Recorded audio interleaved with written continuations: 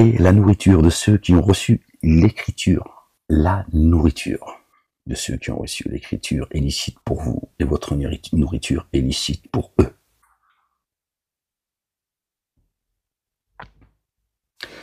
Alors le problème, les gens, si vous voulez, c'est qu'ils ramènent tout au couscous, au tagine et à la choucroute.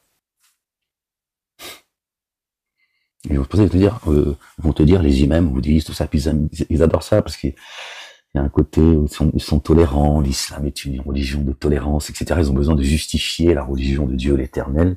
Mais quand la nourriture spirituelle, les gens, la Torah, l'évangile, le Coran, elles sont licites.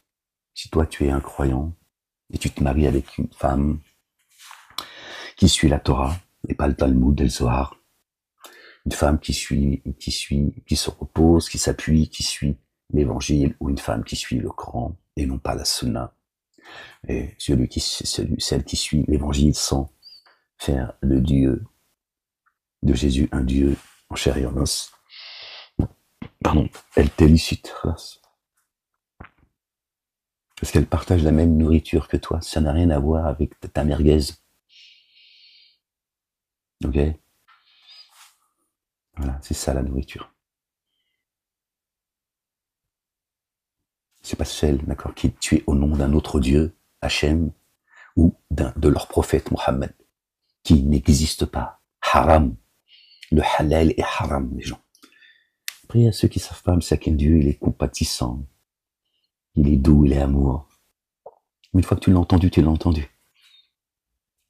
La halal, c'est du business, je vous l'avais dit à l'époque. Personne n'en avait parlé encore à l'époque. Je vous dis ça parce que certains ils continuent à dire « Je vous ai dit, je vous ai parlé du halal », tout ça, ferme-la. D'accord. On sait par qui c'est tenu. Le halal, c'est du business. C'est 10 milliards d'euros par an, j'allais dire par mois. Business is business. Voilà, à quoi vous servez. Entre autres, donnez votre fric à des dénégateurs, des associateurs, des escrocs, des ennemis d'Allah subhanahu wa ta'ala, le Père, l'éternel des armées. Et vous mangez al-haram dans ton assiette, tu pries Dieu, tu remercies Dieu pour ce repas. Ok. Et il est béni par Dieu l'éternel, le Père Allah subhanahu wa ta'ala. C'est tout. Pas de schmimblik. D'accord. Dieu n'a pas rendu les choses difficiles. C'est pareil pour ceux qui veulent, tiens. Tu te dis, tu peux te marier avec une juive, avec une chrétienne, mais la femme ne peut pas se marier avec un chrétien ou un juif. Bah, c'est une pute. Dès si elle le fait, c'est une pute. Bah, ça, c'est leur religion, c'est leur islam à eux. Pareil pour chez les juifs et les chrétiens. Hein. Les chrétiens, ils sont plus compatissants, ils sont moins difficiles. Le chrétien est moins difficile. Bon. Il est juste chrétien, par l'identité, malheureusement, tu vois. Quoique, c'est bien que juifs, chrétiens et musulmans, ça n'existe pas, mais bon, on va garder ces blazes-là. Oui, mais pas l'inverse. Parce qu'ils n'ont pas compris. Ô Marie, notre bien-aimé Marie, subhanallah, qui a préservé son intégrité spirituelle et pas son sexe.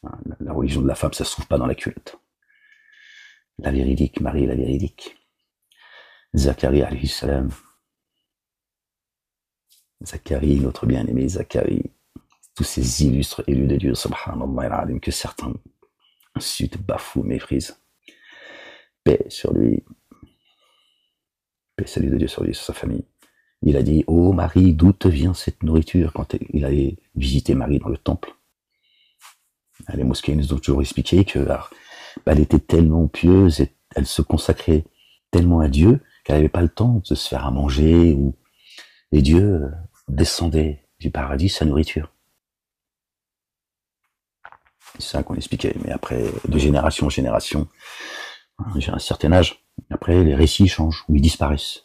Leur islam à eux, en fonction de l'époque. Donc Zacharie a demandé à Marie, ô Marie, d'où te vient cette nourriture? Elle dit, de chez Allah. Dieu le Père. C'est lui qui m'enseigne. C'est une nourriture spirituelle. Et tu as le droit de te marier avec une juive, on va garder ces blases-là, hein, pour qu'on puisse se comprendre les gens, et avec une chrétienne, et vice-versa en réalité, parce que Dieu parle des gens du livre, on a reçu un livre quand même. Enfin bon, je suis désolé, parce que sinon, il va falloir que détailler chaque étape, c'est fatigant, tu vois. Et donc, tu te maries avec une femme qui croit en la Torah, en l'évangile, ou au Coran, tu peux te marier avec elle. D'accord.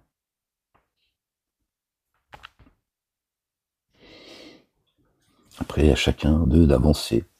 Parce qu'en réalité, celui qui suit pas, celui qui ne juge pas selon la Torah, l'évangile et le Coran, ne tient sur rien. Si elle rejette le Coran, par contre, tu peux pas. Tu ne peux pas. À un moment donné, tu dis, bon, retourne chez ta mère, retourne à la synagogue écouter des conneries, ou à l'église, mais si tu rejettes le Coran, tu rejettes la parole, et je peux pas me mettre avec quelqu'un, ça n'a rien à voir avec la bouffe. C'est la religion de la bouffe, ils adorent bouffer le couscous.